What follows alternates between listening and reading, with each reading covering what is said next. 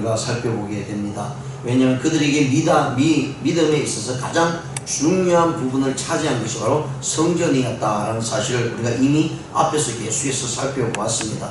특히 고대 사회에서는 어떤 장소적인 개념이 굉장히 중요하다는 사실을 말씀을 해주고 있고요. 또 그 성전을 지음에 있어서 솔로몬은 하나님께 기도하면서 이 성전을 향해서 모든 사람들이 함께 기도하고 성전에 모여서 함께 간구할 때, 그리고 어떤 일을 당하든지 하나님의 이름으로 성전을 향해서 기도할 때 하나님께서 다 들어달라고 이렇게 말씀을 해주실 때 하나님께서 그것에 대해서 응답해 주셨던 것을 볼 수 있습니다. 이런 관계로 있어서 이스라엘 백성들에게 있어서는 나라가 빼앗기고 성전이 다 불타고 파괴가 되고 그런 가운데 있었음에도 불구하고 그들의 속중심에는 하나님의 성전을 다시 재건해야 되겠다라고 하는 그런 마음이 간절한 마음으로 있었다는 사실을 말씀을 해주고 있고요. 이런 가운데 하나님께서는 고레스의 마음을 감동시키시고, 그래서 이 고레스를 통해서 이스라엘 모든 포로자들이 1차, 2차, 3차 이렇게 나눠서 다시 회복하는 그런 모습들로 나타내주는 것을 우리가 살펴봅니다. 자, 5절에 보시면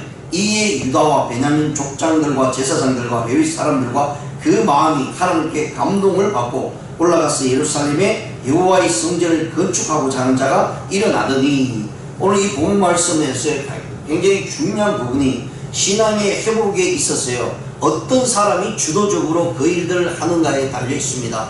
그래서 어떤 한 부분에 속해 있는 사람들만이 종교개혁을 이루고 신앙 회복을 이루는 것이 아니라 모든 사람들이 함께 하나님의 나라를 위해서, 하나님의 일을 위해서 회복되고 그 일들을 동참할 때에 올바른 종교적인 계획들이 일어난다는 사실을 말씀을 해주고 있습니다. 그러면서 이 신앙의 회복의 운동에 있어서 필요한 자들이 분명히 있다는 사실을 오늘 5절에서 분명히 말씀을 해주고 있습니다. 이 부분은요, 어느 시대든 마찬가지입니다. 특히 우리 개신교가 일어날 때에 종교개혁이라고 하는 엄청난 일들이 일어날 때에 마틴 루터나 칼빈이나 저빙글리나 이런 사람들을 통해서요, 종교개혁이 일어납니다. 그래서 이런 부분들이 이 당시에도 이 이스라엘 백성들이 모든 것을 잃어버리고 있는 상태에 있었을 때도 하나님께서는 다시 한번 고레스를 통해서 이스라엘 백성들로 하여금 하나님 앞에 나오게 할 때에 그들에게 주도적인 역할을 했던 사람들이 각 지역에 있는 족장들이었고요, 제사장들이었고 레위인들이었다라는 사실을 분명히 말씀을 해주고 있습니다. 그래서 첫 번째로 우리가 생각해 봐야 될 것은 신앙 회복이 있었어요, 지도자들이 앞장서 나가야 된다라는 사실 분명히 말씀을 해주고 있습니다. 그래서 보국회를 기여함에 참여했던 사람들 중에 많은 사람들이 동참을 했습니다. 제 1차로 움직이는 사람이죠. 그리고 이 1차로 움직일 때에 족장들과 제사장들과 레위인들 중에서는요, 아주 지도적인 역할을 했던 사람들이 있었습니다. 그들이 하나님 앞에서 회개와 함께 하나님의 사역을 감당해왔다고 앞장서 나갈 때에 하나님께서 그들을 사용하시고요, 그리고 믿음의 신앙의 회복들이 일어나고 있다는 사실을 말씀을 해주고 있습니다. 왜냐하면 지도자의 영향력이라는 것은 어느 시대든지 굉장히 엄청난 영향력을 나타내주고 있습니다. 오늘날도 마찬가지입니다. 교회가 회복되기 위해서는요, 그래도 우리 한국 교회에 앞장서서 일하시는 많은 목회자들이 있습니다. 이분들이 정말 목숨을 걸고 함께 이 나라를 위해서요, 또 우리 교회의 행복을 위해서 앞장서 나가야 된다는 사실이죠. 왜냐하면 그 영향력이 굉장히 크기 때문에.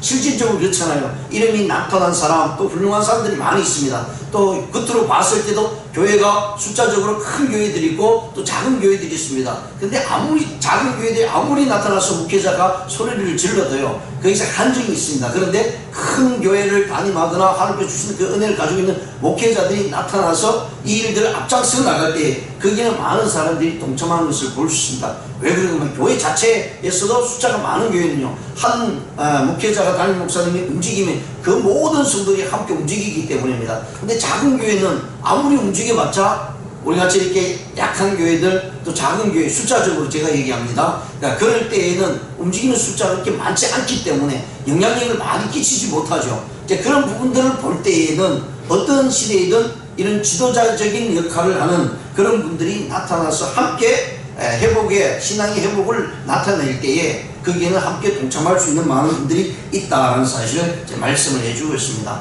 그래서 오늘 이 본문 말씀을 통해서도요, 이렇게 지도자적인 에스라나 예레미야, 이미 예레미야는 어려운 가운데 있었고요, 뭐 에스라나 그 다음에 나타난 수르바벨, 요수아 또 느헤미야 이런 분들이 나타나서 주도적인 역할을 해나갈 때 온 백성이 하나님의 은혜와 함께 감동받은 이들과 함께 하나님의 사역들을 또 하나님의 일들을 신앙의 회복들을 이루어나가는 것을 우리가 볼 수 있다는 사실 말씀을 해주고 있습니다. 자, 그러고 나서요 여기 뭐라고 말씀하시냐면 족장들과 제사들과 레위사들과 그 마음이 하나님께 감동을 받고 올라가서 예루살렘의 여호와 성전을 건축하고자 하는 자가 일어나더니 여기서 그 마음에 하나님에게 감동을 받은 사람들이 있다는 얘기. 이건 일반 성도들을 이야기합니다. 하나님의 백성들을 이야기합니다. 지도자들도 있었지만 그 중에서도 하나님의 말씀을 사모하고 그동안 기다렸던 수많은 하나님의 백성들, 그리고 그들이 하나님께 나가서 성령으로 감동을 받을 때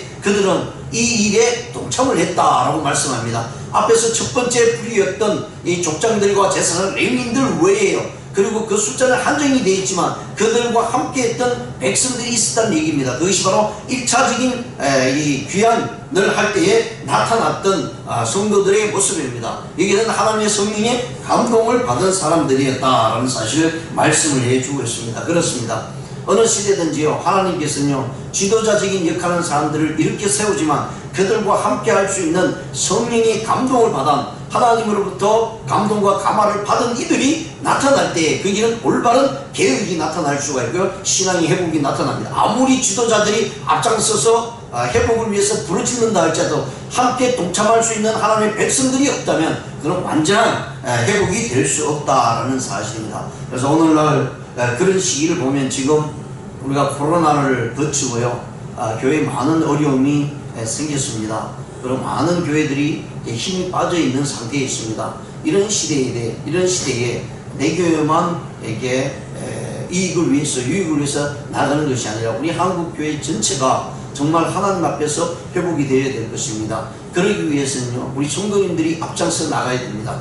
앞에서 아무리 외쳐도요 성도님들이 함께 해 주시지 않으면 정말 공중에 그냥 손을 뻗는 그런 모습으로 될 수밖에 없을 것입니다. 그러나 하나님께서 성도들을 통해서 감동을 주신 이들을 통해서요 함께 나타날 때에 하나님의 놀라운 역사가 일어났다는 사실을 우리가 살펴보게 됩니다. 우리가 초대교회가 일어나기 전에 무슨 일이 일어난지 우리는 알죠.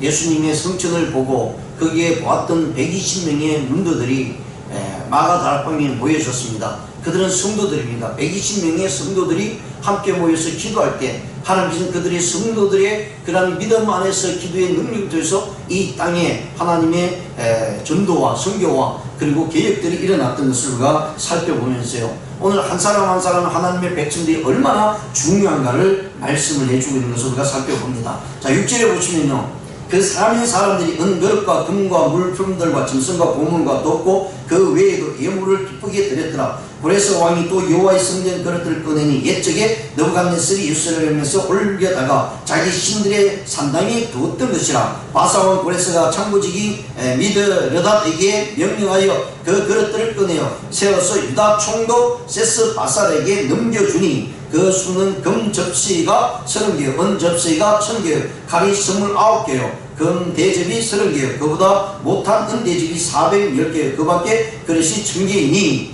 금은 그릇이 모두 5400개라. 사로잡힌 자를 바벨론에서 예루살렘으로 데리고 갈 때에 세스바살이 그 그릇들을 가지고 갔더라. 자 여기 보시면 이제 신앙의 회복을 위해서요 족장들이나 제사장 레위인들이 그리고 하나님의 감동을 받은 사람들이 이제 1차적으로 귀한 운동을 하면서 나아갈 때에 하나님께서는 그들에게 빈손으로 가지 않게 하셨다라는 사실을 분명히 말씀을 해주고 있습니다.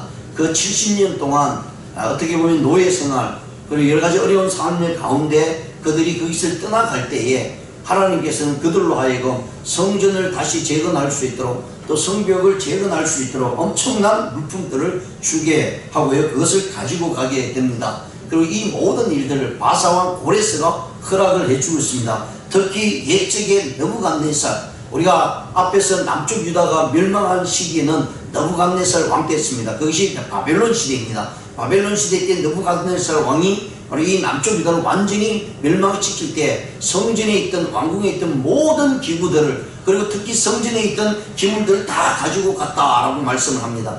금은과 함께 모든 기물들, 그것은 어마어마한 숫자였다라고 말씀하고요. 그리고 이 느부갓네살이 그것을 가지고요, 개인적으로 유익을 위해서 쓴 것이 아니라 자기들이 섬기는, 바벨론에서 섬기는 신들의 신당에다 두었다라고 이렇게 이야기를 해주고 있습니다. 그리고 그런 가운데 있을 때 이제 바사가 이 바벨론을 완전히 점령한 다음 고레스가 거기에 있던 모든 성전에서 가져온 기물들을 다 가지고 가게끔 했다라고 말씀을 해주고 있고요. 그리고 그 글을 꺼내서 세워서 유다 총독이었던 세스바살에게 넘겨주었다라고 말합니다. 여기 보시면 세스바살이라고 하는 사람은 지금 1장에 여기 2번 나옵니다. 근데 유다 총독이었거든요. 근데 2장이 넘어가시면 누가 나면 유다 총독이었던 스룹바벨 이런 사람들이 나옵니다. 그리고 이 스룹바벨이 나오는데, 그래서 많은 학자들이 그러면 세스바살은 누구고 스룹바벨은 누군가 라고 이야기를 하면서요, 이렇게 많은 학자들이 세스바살이 누군가 하면 바로 이 스룹바벨 총독이었던 사람이었다 라고 이렇게 연결을 지켜줍니다. 왜냐하면 여러 가지 이름들이 이제 변하는 상태의 그런 모습들을 우리가 특히 이제 유대 민족 고대 사회에서 그런 것을 볼 수 있기 때문에, 왜냐하면 유다 총독이었다는 것은 그 당시의 이름들이 바뀌어지거든. 왕이 원래 쓰던 이름을 바꾸는 이제 그런 모습을 볼 수 있습니다. 우리 다니엘도 마찬가지였고요. 다니엘의 세 친구도 마찬가지고, 우리가 앞에서 엘리야김이었던 왕의 이름이 여호야김으로 바뀌는 이제 그런 모습들을 보면서요, 이렇게 이름이 바뀐 사람이 바로 스룹바벨이 아닌가 이제 이렇게 이야기를 해주고 있고요. 그러면서 그에게 주었던 여러 가지 많은 기물들을 가지고 이제 1차 귀환을 하게 되는 모습입니다. 그러면서 9절에서 이제 11절에 보시면 그 그릇들의 숫자가 나옵니다. 근데 그 그릇들의 숫자가 다르게 표현되고 있는 것을 보면요, 왜냐하면 앞에 9절과 10절에서 나타나는 그 그릇들을 다 세워서 합계를 나타내면 2499개입니다. 그런데 뒤에 보시면 그 총 개수가 모두 총 개수 5400개라고 이렇게 말씀을 해주고 있습니다. 그러면 그 빈자리의 개수에 숫자가 있습니다. 이 부분에 대해서는 이 에스라가 기록에 나갈 때 앞에 2499개, 금수저 금접시가 30개고 은접시가 1000개고 칼이 29개고 금대접이 30개, 그리고 그보다 못한 은대접이 410개, 그 밖에 뭐 그릇이 1000개다. 다 합쳐 2499개였는데 이것은 앞에 뒤에서 합쳐지는 나머지 기물들보다는 좀 중요한 그릇들을 세워서 기록한 것이다 라고 이야기하고, 나머지는 그냥 이렇게 함께 합쳐서 5000 나온 대로요 5400개다 라고 이렇게 기록해 주고 있는 것을 볼 수가 있습니다. 자, 그렇기 때문에 하나님께서 이렇게 신앙 회복을 이루면서요, 지도자급인 그들은 우두머리를 또 따로 두시고, 또 하나님의 감동을 받은 사람들에 의해서 이루어져 나가는 것을 보면서요, 이들이 가장 주체적으로 행했던 마음들은 무엇이냐면, 그들이 포로에서 귀환하면서 제일 먼저 생각했던 것이 바로 성전 재건이다 라는 사실을 보여주고 있습니다. 우리에게도 마찬가지입니다. 예수 그리스도를 믿고 하나님의 자녀가 되고요, 우리가 성령의 감동을 받으면 제일 먼저 일어나는 것이 우리의 마음의 변화된 삶입니다. 이것은 이제 처음 예수 그리스도를 믿는 사람들에게는 거듭났다라고 이렇게 말씀을 해주고 있고요, 예수를 믿는 가운데 있으면서도 이제 세상적인 것을 향해서 달려가다가 어느 순간에 하나님의 부르심을 받고요, 하나님의 말씀에 감동을 받고 깨달아서 이제 모든 것을 죄 가운데 회복하고 회개한 가운데 새롭게 하나님의 일들 사역을 감당하게 됩니다. 그리할 때 가장 먼저 우리 중심에 나타난 것이 내가 하나님 앞에서 올바른 신앙이 잤습니다. 그래서 과거 고대 사회는 성경 중심, 눈에 보였던 성경 중심이었던 것이 이제는 하나님께서 분명히 주님께서 우리에게 말씀하시기를 내 마음에 성령이 임할 때 너희가 성전이다 라고 이렇게 말씀을 해주고 있는 것을 볼 수 있습니다. 그래서 그 성전 한 사람 한 사람이 모여서 교회가 되죠. 결국은 이 교회라는 것은 내가 교회다라는 말씀입니다. 내가 교회이기 때문에 날마다 내 자신에 대해서 계획해 나가야 되고요, 내 신앙의 회복들을 위해서 달려가야 된다라는 사실 분명히 말씀을 해주고 있습니다. 이스라엘 백성들이 그런 마음을 가지고 제1차적인 귀환을 행할 때에 하나님께서는 그들에게 가장 먼저 성전을 재건할 수 있도록 하셨다라고 말씀합니다. 그래서 이후에 2장에서 나올 때 스룹바벨이나 여호수아 같은 이런 분들이 성전 재건을 위해서 엄청난 많은 노력을 해주고요. 결국은 스룹바벨 성전을 건축합니다. 제1차 성전은 솔로몬 성전이고 제2차 성전은 스룹바벨 성전입니다. 그래서 스룹바벨 성전은 비록 솔로몬 성전보다 보기에는 그렇게 화려하지 않지만 그러나 그들에게서는 가장 중요한 것은요, 하나님과 자신들의 매개체가 바로 성전이라는 사실을 깨달았기 때문에 그것이 가장 먼저 우선순위로 재건이 되어야 된다는 사실을 말씀을 해주고 있었고요. 오늘 우리도 역시 마찬가지로 하나님 앞에서 이미 예수님께서 우리를 향해서 하나님의 성령이 있는 너희가 바로 성전이라고 말씀했을 때 내 자신의 성전이 하나님 앞에서 가장 먼저 올바로 세워져 나갈 때 우리는 하나님의 주어진 사역들을 온전히 감당할 수가 있고요. 그런 가운데 성도들과의 사이에서도 거기에 올바른 믿음과 소망과 사랑의 모습이 나타난다라는 사실을 우리가 기억하시면서요, 오늘 하루도 내 마음의 성전을 온전히 이뤄나가고 하나님 앞에서 하나님께서 나를 부르시고 세우신 것이 교회인데 그 교회가 바로 나다라는 사실을 기억하시면서요, 오늘 우리에게 주어진 이 삶 속에 하나님께서 주신 그 말씀 가운데 날마다 신앙의 회복을 통해서 우리 주위에 성령의 놀라운 역사하심을 통해서 계획해 나가는 저와 여러분 되시기를 주님의 이름으로 축원드립니다. 기도드리시겠습니다.